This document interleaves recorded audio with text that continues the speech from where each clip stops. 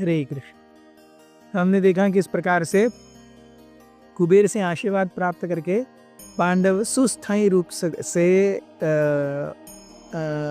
कुबेर की नगरी में रह रहे थे।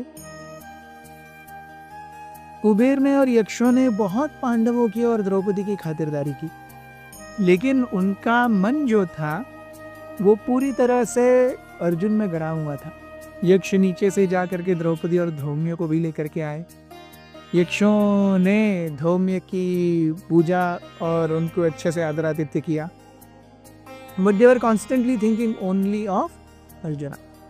On the 7th day, ये जो पूरा मणिमान का और भीम का युद्ध हुआ था, और उसके बाद में कुबेर ने उन्हें कहा था कि आप यहीं पर रहिए। तो वहाँ से 7वें दिन पे पांडवों ने देखा ऊपर से एक बहुत सुंदर रथ आ रहा है, और इस रथ की शोभा, इस रथ की सुंदरता, इस रथ का तेज जो है वो देखते ही बनता था। उस रथ में 10,000 घोड़े लगे हुए थे, और वो सारे जैसे हम देखते हैं 26 जनवरी या 15 अगस्त की परेड में सैनिक जैसे मार्च पास्ट करते हैं एकदम रिदम में, वैसे रिदम में वो घोड़े सब लेके, घोड़े सारे उस रथ को लेकर के चल रहे थे। धीरे धीरे धीरे रथ जो है आकाश से नीचे आया, और पांडवों ने देखा उसके ऊपर अर्जुन थे। अर्जुन इतने सुंदर लग रहे थे मानो स्वयं इंद्र ही हो वहां पर। जब अर्जुन आए नीचे, he was looking very beautiful। रथ उसकी शोभा ही अलग थी। अर्जुन को देखते हुए अर्जुन ने सफेद वस्त्र परिधान किए थे, पूरे सिल्कन रोब्स थे। अर्जुन के गले में स्वर्ग के पुष्पों की माला थी, हाथों में गांडीव था। अर्जुन के चेहरे की चमक देखते ही बनती थी। जैसे अर्जुन को देखा सारे पांडव बहुत खुश हो गए। अर्जुन भी नीचे आए। सबसे पहले उन्होंने धौम्य के चरण स्पर्श किए, उसके बाद में युधिष्ठिर और भीम के चरण स्पर्श किए। नकुल और सहदेव ने अर्जुन के चरण स्पर्श किए।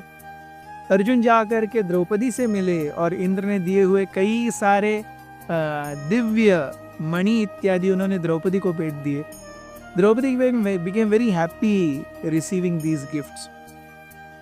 इसके बाद में काफी समय के बाद पांडवों ने कहा, अरे हे कुंती पुत्र अर्जुन, वहां पर तुम्हारा समय कैसे बीता बताओ तो अर्जुन ने पूरा इतिहास बताया 5 वर्षों का, कैसे वो काम्यक वन से निकल करके भृगु मुनि के आश्रम गए थे। उनकी इच्छा थी कि भृगु मुनि का आशीर्वाद लेकर के वो आगे जाएंगे। भृगु मुनि से आशीर्वाद लेकर के वो आगे बढ़े तो उन्हें ब्राह्मण मिले। उन्होंने कहा कि आप बहुत घनघोर तपस्या करो, आपकी तपस्या से प्रसन्न होकर के आपको आगे का मार्ग जो है वो अच्छा दिखने लगेगा। अर्जुन ने इन ब्राह्मण की आज्ञा को शिरोधार्य लिया, और 6 महीने तक अर्जुन कहे मैंने बहुत कड़क तपस्या की। उस तपस्या से क्या हुआ, एक दिन जब तपस्या के बाद मैं उठ करके खड़ा हुआ था, मैंने एक जंगली सूअर को देखा जो आसपास बहुत ज़्यादा गंदगी फैला रहा था।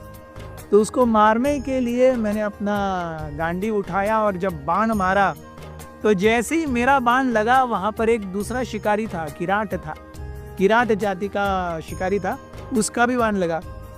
दोनों का बाण एक ही जंगली सूअर को लगने के कारण दोनों के बीच में बातचीत हुई। न तो मैं अपना लक्ष्य छोड़ने के लिए तैयार था या अपना सूअर छोड़ने के लिए तैयार था, न वो। फिर हम दोनों के अंदर युद्ध शुरू हुआ। हम दोनों के अंदर ऐसा युद्ध हुआ जैसे वो युद्ध मुझे अभी भी याद है। मैंने अपने सारे अस्त्रों और शस्त्रों का उपयोग किया, लेकिन उस किरात के ऊपर मेरे किसी भी अस्त्र का कोई प्रभाव नहीं पड़ा। एक समय ऐसा आया जब वो किरात अपने आप 10,000 किरातों में परिवर्तित हो गया, और वो 10,000 किरात मिलकर के मुझसे एक साथ युद्ध करने लगे, और मेरी शक्ति क्षीण होती गई। एक समय ऐसा आया जब उस किरात ने मेरा गांडीव तोड़ दिया। ये देखते हुए मैंने अपना गांडीव छोड़ दिया और हाथों से उस किरात के साथ में युद्ध करने लगा।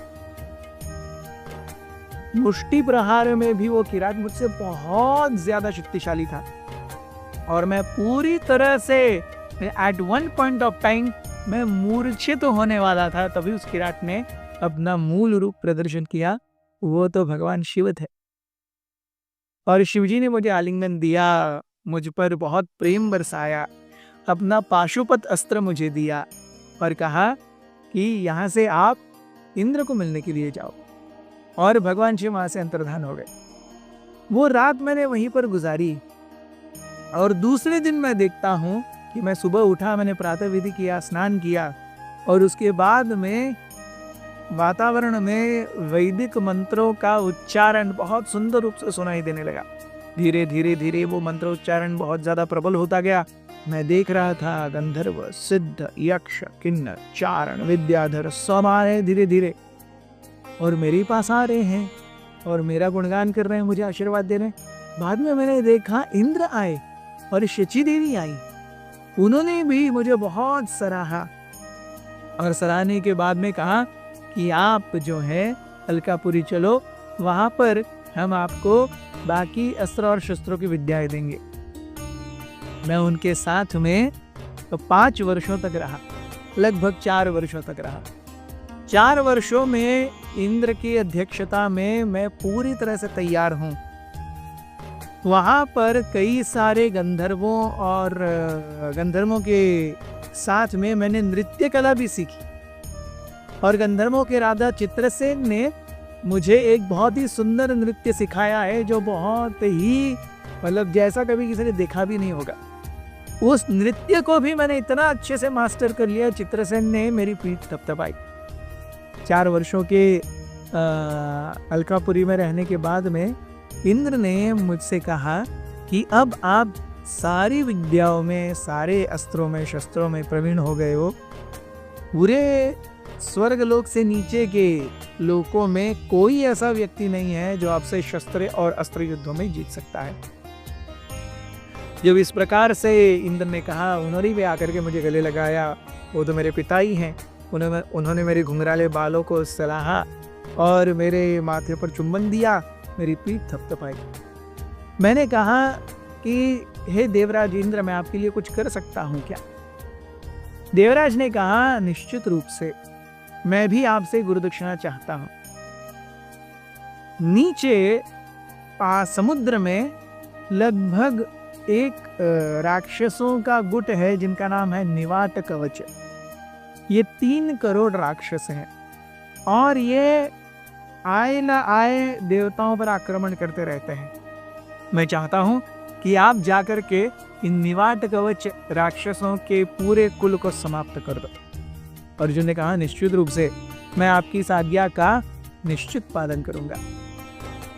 अर्जुन का निवाट कवचों से सामना कैसे हुआ एंड वो कैसे भिड़े, ये हम देखेंगे आने वाले एपिसोड। बने रहिए हमारे साथ। हरे कृष्ण।